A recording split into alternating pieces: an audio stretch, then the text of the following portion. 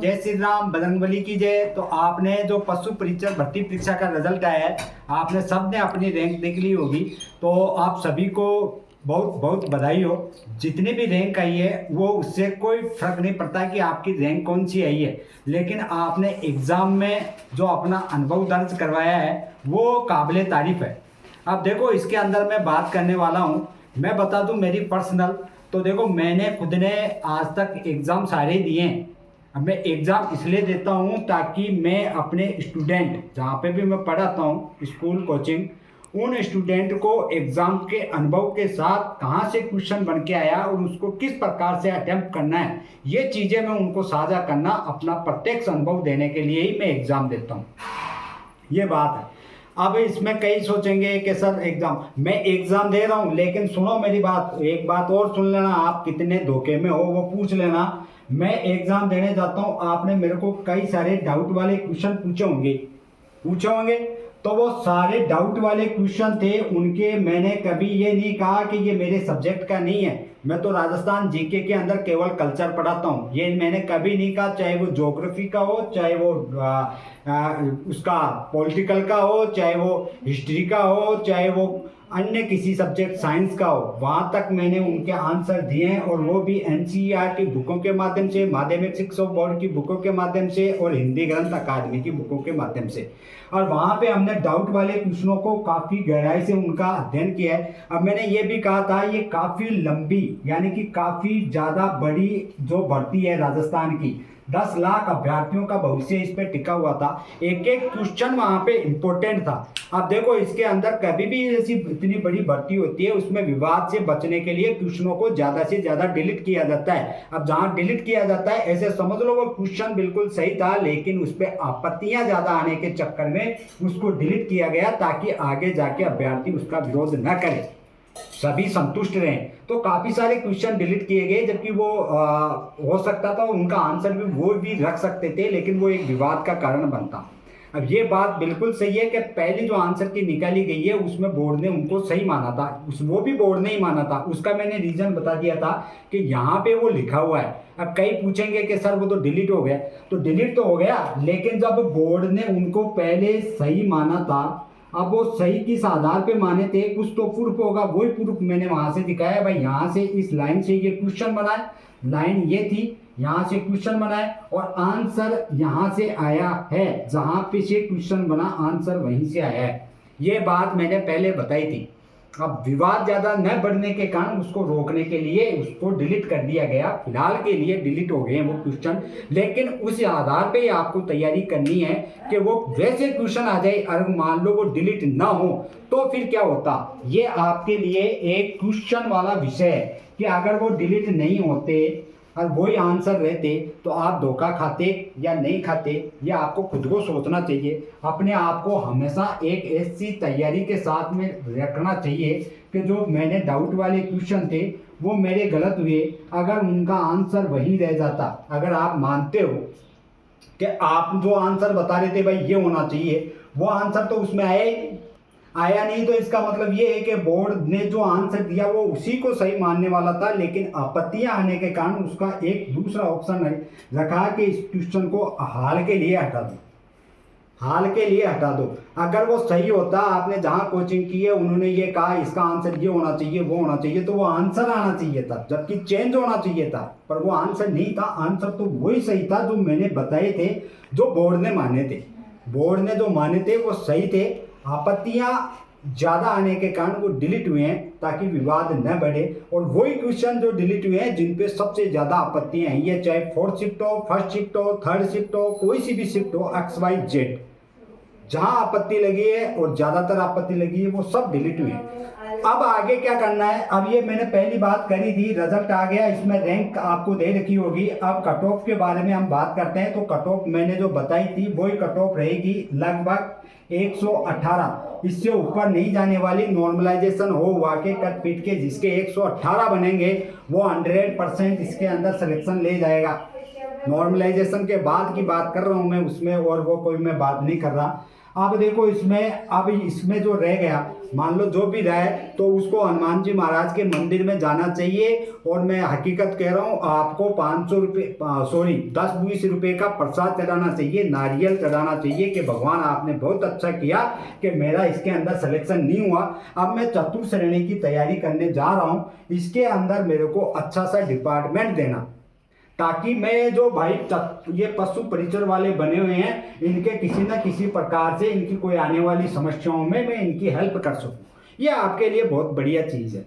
अब कोई कहेंगे कि सर ये तो क्या पढ़ाएंगे, ये तो खुद एग्ज़ाम दे रहा हूँ मैं। सही बात है, आपने बड़ी से बड़ी कोचिंग में नाम ही ले लेता हूँ, उत्कर्ष कोचिंग का नाम सुना होगा। वहाँ पे जब ट्यूशन वो हल करते हैं तो वो देखना आप प्रॉपर एक एक मतलब टॉपिक के वो होते हैं, जैसे कल्चर का अलग आएगा, हिस्ट्री का अलग आएगा, पॉलिटिकल का अलग आएगा, और चीज़ का अलग है। अदर में उनको पूछ ले एग्जाम के अनुभव के आधार पे तो वो मना कर देते हैं। लेकिन आपका यहाँ पे ऐसा गुरु खड़ा है, आप ऑलराउंडर, इंग्लिश को छोड़ दो, बाकी कहीं से भी पूछ लेना, मैं हर किताब में से बता दूंगा। इंग्लिश में इसलिए नहीं बता पाऊंगा क्योंकि इंग्लिश के अंदर ग्रामर आती है, और ग्रामर के लिए कोई प्रॉपर, अगर हम ग्रामर की बुक देखें एनसीईआरटी की, तो वो है भी नहीं। तो ये मैं बात बता रहा हूँ। बाकी आप हिंदी वगैरह सब में पूछ लो, सारी बुकें हैं किसमें, एनसीईआरटी में, माध्यमिक शिक्षा बोर्ड में, हिंदी ग्रंथ अकादमी की सारी बुकें अवेलेबल है। तो अगर अब आपको नौकरी चाहिए तो ये सुन लो आज, ये देखो ऊपर, ये मेरे पास में प्रभु श्री राम हनुमान जी महाराज की इस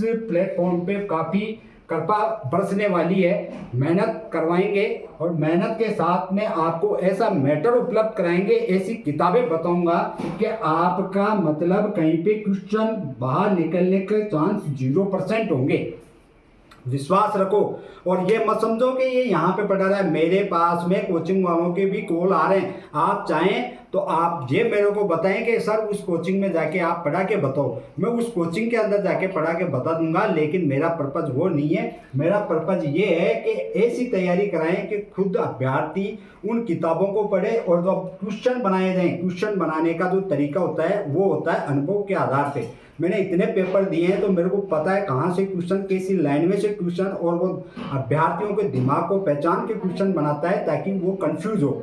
वो क्वेश्चन मैं यहाँ पे प्रैक्टिस कराऊंगा, पहले एक बार यहाँ पे पढ़ाऊंगा आपको, फिर उसके बाद में उस टॉपिक का बताऊंगा। देखो मैंने यहाँ से इन किताबों से यहाँ से इस टॉपिक को लिया है। जैसे मान लो एक मैंने ले लिया राणा सांगा। अब राणा सांगा के बारे में हम जब पढ़ रहे हैं तो राणा सांगा कौन कौन सी जगह पर दे रखा है, 10th क्लास में कहाँ होगा, 12th में कहाँ होगा, 8th में कहाँ होगा, 9th में कहाँ होगा, और 7th में कहाँ होगा, 6th में कहाँ होगा, और माध्यमिक शिक्षा बोर्ड की जो बुक आती है उसमें कहाँ और कौन से पेज नंबर पे होगा, हिंदी ग्रंथ अकादमी में कौन से पेज नंबर पे होगा। अब ये राणा सांगा का इतिहास आपने इतनी जगह से उठा लिया, उसमें मात्र आपके वही लाइनें हैं कि कुछ 1-2 लाइन है वो अलग आएगी। उसमें जो 10th में दे रखा है उससे हटकर एक लाइन 9th में अलग आएगी, इससे हटकर 8th में एक लाइन अलग आएगी, इसमें 2 लाइन अलग आएगी, इसमें 3 लाइन अलग आएगी। यानी कि कहने को मतलब अपने को उस जैसे एक किताब से पढ़े हमने तो उससे लगभग हमें 5-6 लाइन ही ज़्यादा पढ़नी है, बाकी वो ही रहेगा। लेकिन वो 5-6 लाइन आपके क्वेश्चन की भाषा चेंज कर जाते हैं, वो क्वेश्चन वहाँ से पढ़ जाता है तो फिर वो गलत होता है और किसी को पता भी नहीं लगता कि आया कहाँ से। जबकि मेरे को इन पे काफ़ी अच्छी पकड़ है, लगभग 15 साल के अध्ययन कराने का अनुभव है और मेरे पास में वो सार है, मैं आपको वो देना चाहता हूँ। कोचिंग वालों के कॉल आ रहे हैं, पढ़ाओ सर आप, मैं नहीं जा रहा क्योंकि मुझे मेरे इस प्लेटफॉर्म से 10 मिले, 20 मिले, 50 मिले। और पहले अगर आप पशु परिचर में इससे पहले जुड़ जाते तो मैं कह रहा हूँ आपका सिलेक्शन होता। आप देखो मेरे रोल नंबर की बात है, जो उसकी बात है तो ये देख लो, मैंने केवल जीके, ईमानदारी से बता रहा हूँ यहाँ पे, मैंने एक दिन की तैयारी नहीं की। मेरा जो पशु विज्ञान से संबंधित कोई लेना देना नहीं था, साइंस से मेरा कोई लेना देना नहीं था। मैंने न उस साइंस को पढ़ा, न पशु विज्ञान को पढ़ा, न मैंने आज तक पढ़ा, और न मैंने मैथ पढ़ी। यानी कि आज से 5-6 साल पहले मैंने कोई एग्ज़ाम दिया था, उसमें मैंने मैथ देखी थी। बाकी जीके और मैथ, इन 2 सब्जेक्ट के आधार पे मैंने यहाँ पे मतलब जो आसपास के इलाके में अच्छी रैंक हासिल की है। अब ये सोच लो यहाँ पे खड़ा है, और जो कह रहे हैं ना कि टॉप से टॉप हैं और ये क्या ये वो क्या, तो भैया आप उनसे भी मिल लो, जिन्होंने पेपर की तो छोड़ो, वो क्वेश्चन के लिए भी मना कर देते हैं, उनसे भी पूछ लिया करो, क्योंकि वहाँ पे तो आपकी वैल्यू नहीं होती। आपका कमेंट है वहाँ लाखों में चलते हैं, तो आपके कमेंट की कोई वैल्यू नहीं होती। यहाँ आपके भाई के लिए हम तैयार हैं, आपके हर कमेंट के लिए, हर के लिए। अब मैं बुक के आपको बताने जा रहा हूँ, एक बार बताऊंगा तो आप तैयार हो जाएं। 1-2 दिन में अपना दिमाग फ्रेश करें, हनुमान जी महाराज के मंदिर में जाएं और उनको धन्यवाद दें कि इस पशु परिचर भर्ती परीक्षा में मेरे को असफल किया, ताकि मैं आगे की तैयारी में जुटूं। और उसके बाद में जब इसमें आपका सिलेक्शन हो जाएगा, आपके लिए आपका भाई फिर वापस आएगा, और वो आएगा किसके लिए? RAS और IAS भर्ती की तैयारी करवाने के लिए, और मैं करवा के छोड़ूंगा। मेरा टारगेट है वो UPSC एंड RPSC है, इसके अलावा मैं बात नहीं करूंगा। बाद में इसमें करवा के एक बार इसमें सिलेक्शन करवाना ज़रूरी है, तब आप माइंड फ्री हो जाओगे। और मैं तो वैसे ही फ्री हूँ, मेरे को तो कोई दिक्कत है ही नहीं, वो चलता रहेगा। पैसे है या नहीं है उससे फर्क नहीं पड़ता, काम चल रहा है हनुमान जी महाराज की कृपा से। तो इसकी मैं तैयारी कराने वाला हूँ। विश्वास रखोगे तो आप सफलता पाओगे, विश्वास नहीं रखोगे तो भटकते ही जाओगे। वो आपकी मर्जी है, जुड़ जाओ तो बढ़िया बात, नहीं जुड़ोगे तो भी कोई दिक्कत नहीं। पैसे वैसे का कोई लालच नहीं, न मेरे को चैनल पर पैसे कमाने होंगे तो मैं कोचिंग ज्वाइन जरूर कर लूँगा।